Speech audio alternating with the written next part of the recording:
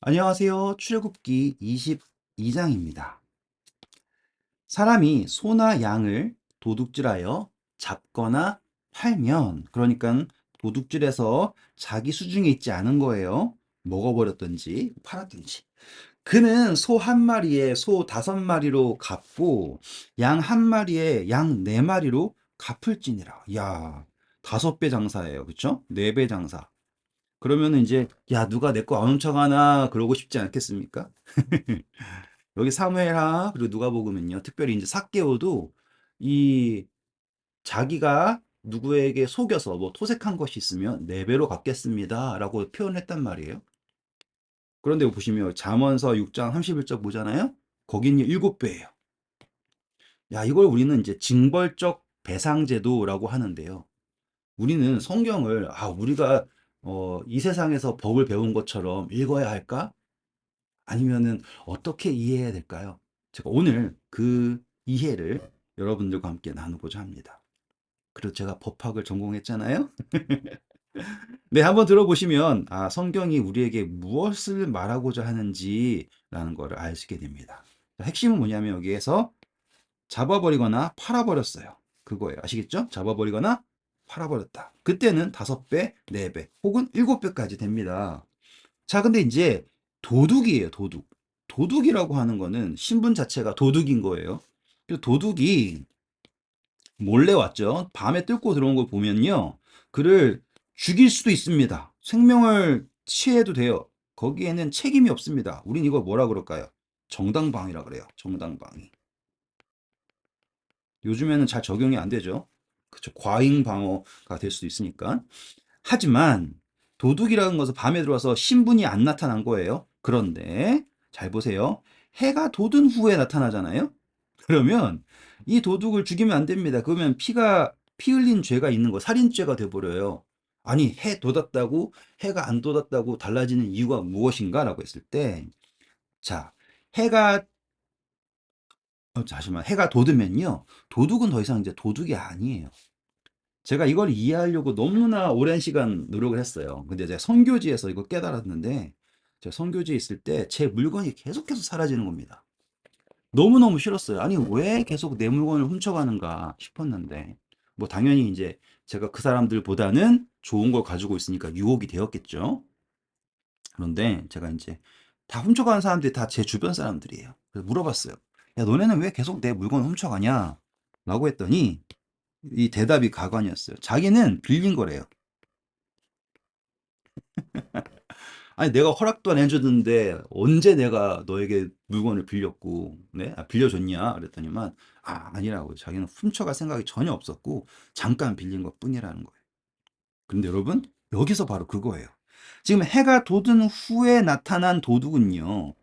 여러분, 예수님께서 누가 너희더러 오리 가자 그러면 심리 가라 그러죠. 그러니까는 형제가 구워달라 그럴 때 인색하게 하지 말라고 하셨단 말이에요.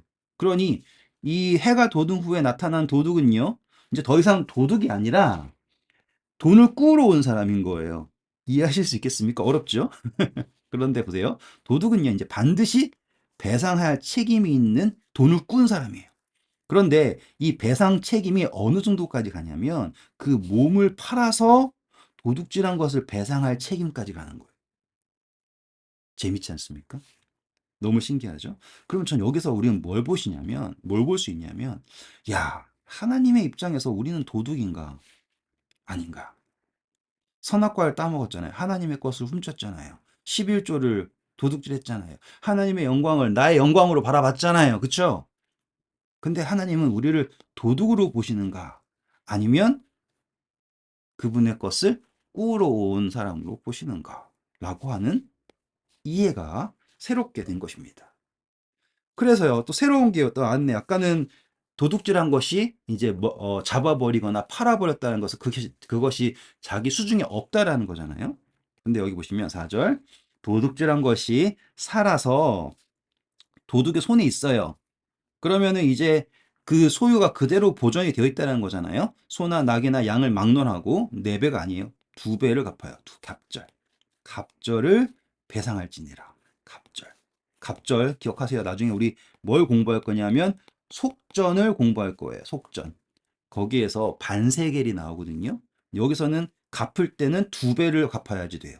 예수님께서 십자가에서 저와 여러분의 것을 대신 갚아주셨죠? 라고 할 때 그 갑절이라고 하는 게 적용이 될 수도 있다는 걸 염두에 주시면 감사하겠습니다.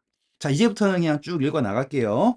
사람이 밭에서나 포도원에서 짐승을 먹이다가 자기의 짐승을 놓아 남의 밭에서 먹게 하면 자기 밭에 가장 좋은 것과 자기 포도원에 가장 좋은 것으로 배상할지리라. 가장 좋은 것, 가장 좋은 것.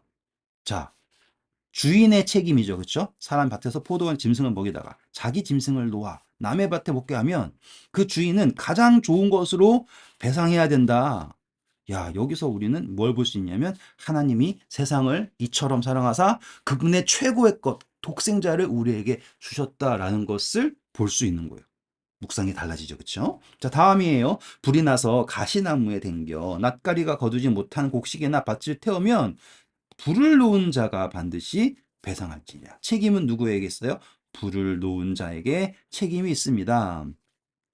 그런데 보시면 가시나무가 있죠. 여기 가시나무는 누구였어요? 우리겠죠.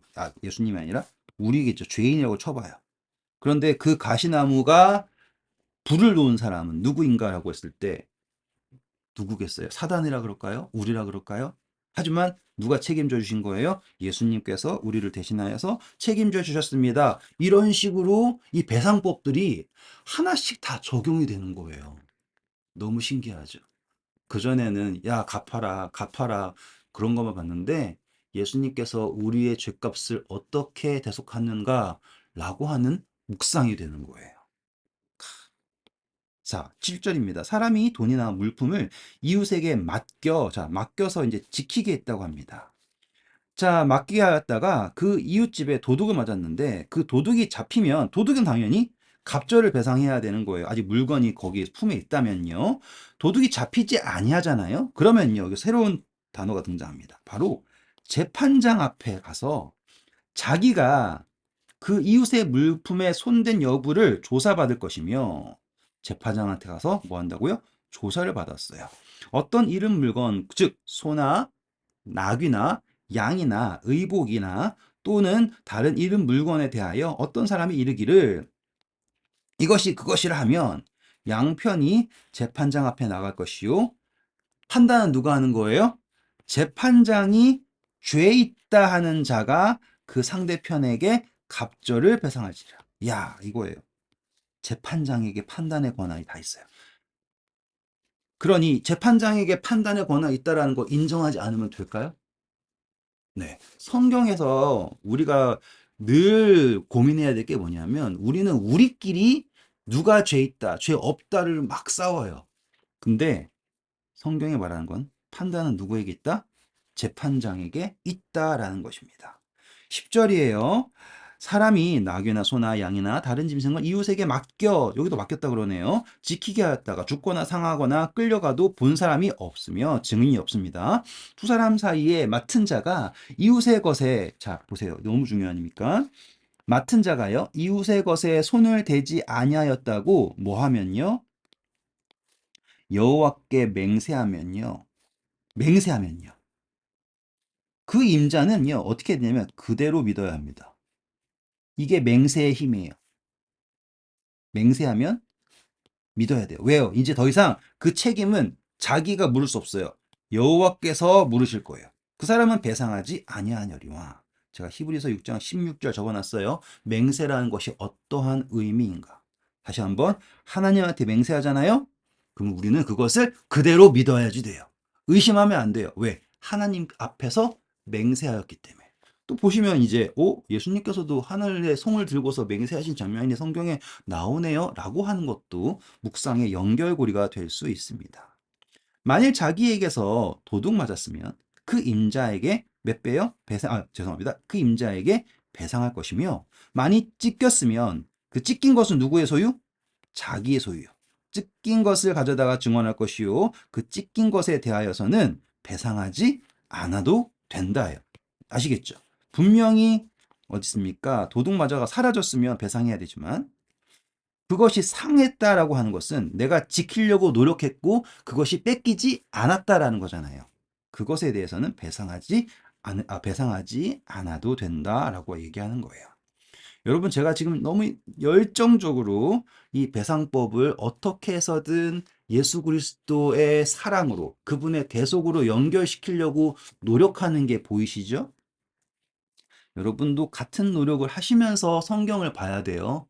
이해 안 된다고 에이 모르겠어 하지 마시고 계속 예수님의 사랑을 발견하려고 노력하면서 성경을 읽으셔야지 성경을 올바로 이해할 수 있으리라고 저는 굳게 믿습니다.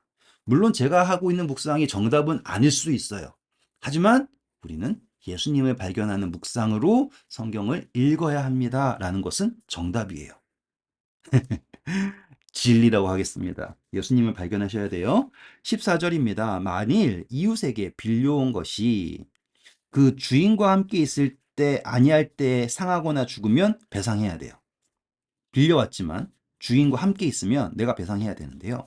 만약에 빌려왔지만 그 주인이 임자가 그것과 함께 있으면 배상하지 아니할지라. 만일 새낸 것이 있다면 그 새로 족하니라. 여기서 예수님 발견하실 수 있으세요? 제가 마음이 급한데 예수님 발견하실 수 있어요? 있으시면 진짜로 행복한 거예요. 자, 우리가 죄를 지었습니다. 그쵸? 우리의 생명 우리 것 아니고요. 하나님의 것인데, 그쵸? 근데 보세요. 우리와 우리의 주인이신 예수님이 함께 계십니까? 예수님을 여러분의 구주로, 여러분의 주로 인정하십니까? 예수님께서 여러분의 태어남부터 지금까지 앞으로의 영혼을 주관하신다. 그분이 함께 하신다라는 것을 인정하십니까? 그러면 우리는 배상할 책임이 없어요. 왜요? 주인이 함께 있으니까. 이해하실 수 있겠어요? 어렵죠? 근데 저는 여기를, 이 성경절을 사랑으로 보게 되더라니까요. 아, 예수님이 나와 함께 하시지. 그렇다는 것은 그 새로 족하구나. 감사합니다. 이렇게 되더라고요. 자, 16절도 재밌어요. 잘 볼게요. 사람이 약혼하지 아니한 처녀를 꾀어서 동침하였어요. 그러면 일단은 뭘 줘야 되냐면 결혼 예금을 줘야 됩니다. 납폐금을 주고 무조건 아내로 삼아야 됩니다. 꾀어서 동침했다. 그런데 만약에요, 그 처녀의 아버지가 딸을 그에게 주기를 거절하잖아요? 그러면 여전히 그는 납폐금을 줘야 돼요. 그런데 대신 결혼을 하지 않아요.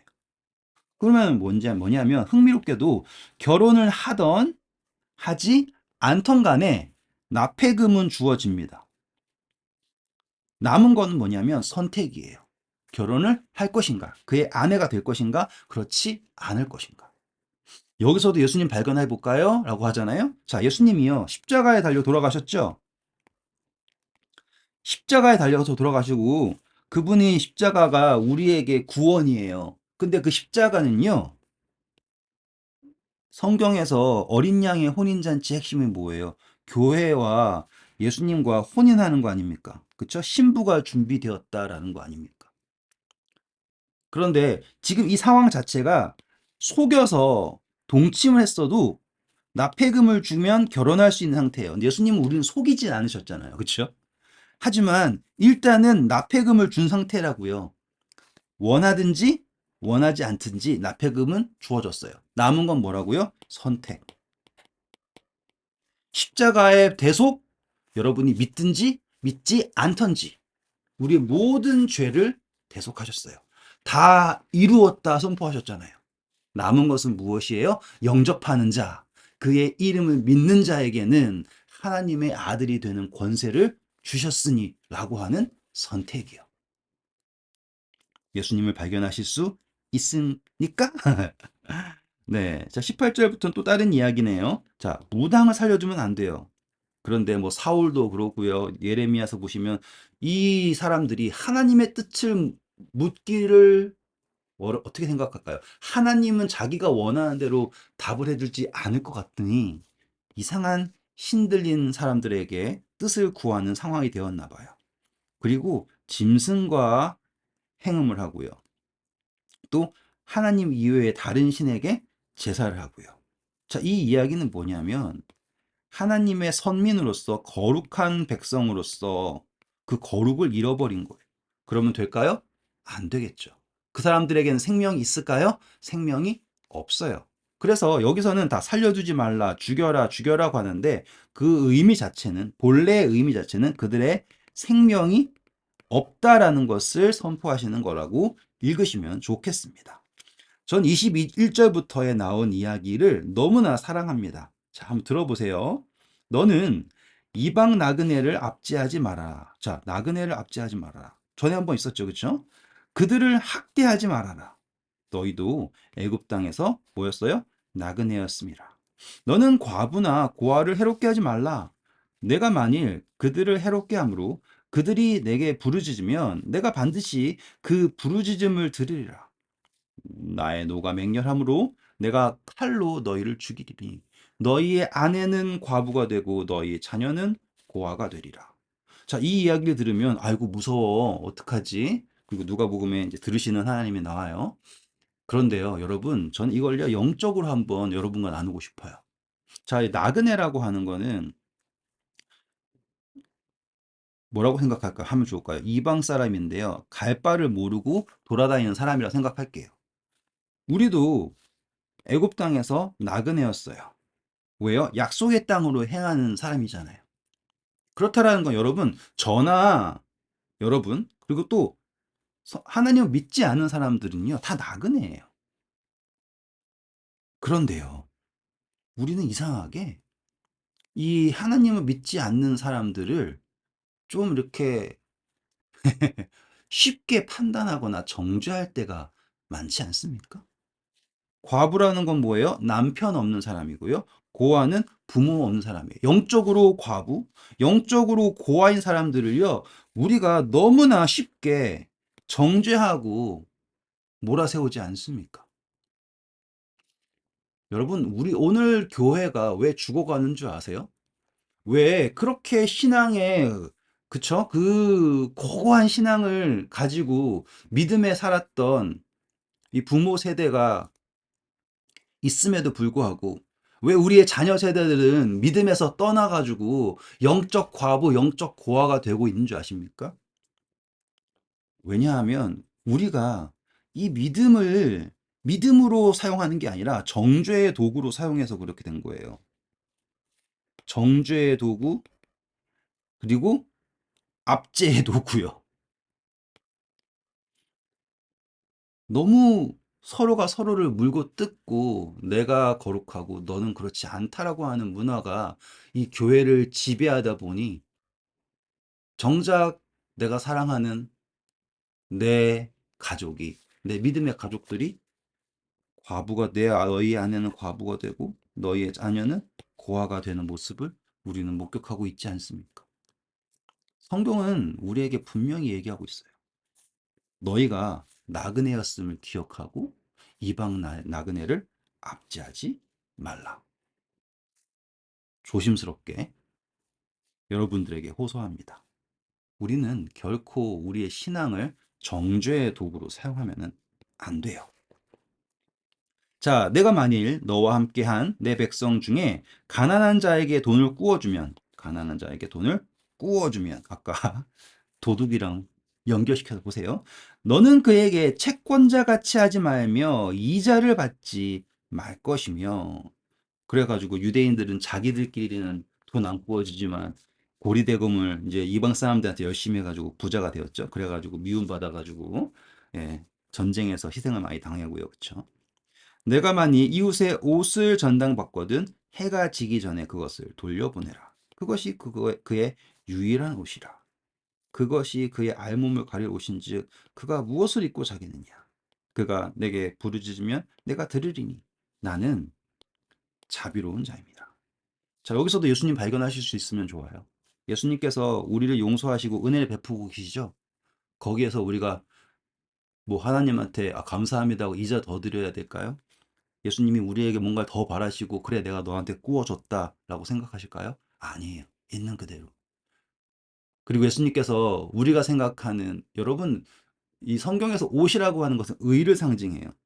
여러분들이 막 추구하고 뭐 나는 사람들이 이제 거룩의 모양이라고 생각하고 따라가는 것들이 있어요. 어떤 분들은 어떤 날에 예배 드리는 거, 어떤 사람들은 뭐 어떠한 생활 습관을 갖는 것, 그것을 거룩의 어떠한 척도로 생각하는 분들이 계시는데 예수님이 그거 마음에 안 들다고 싹 뺏어버리면 어떨까요?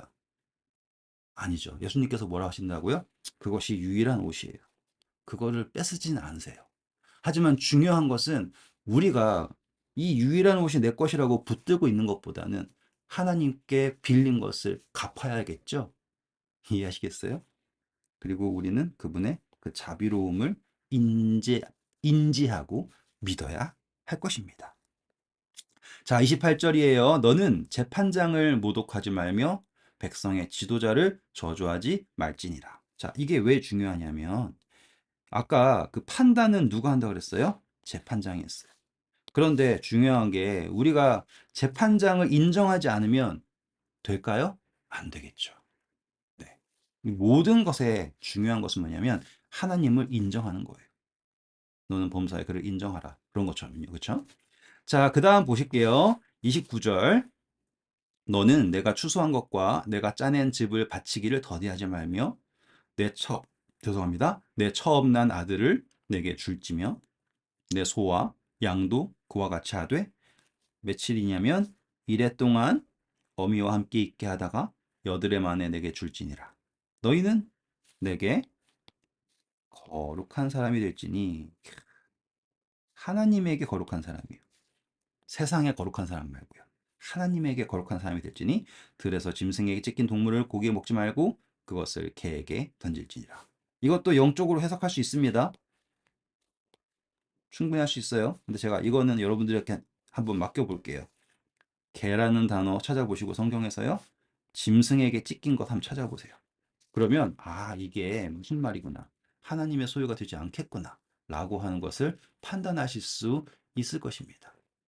자, 우리는 하나님에게 거룩한 백성입니다. 그러면 우리의 생각과 우리의 행실이 달라져야겠죠?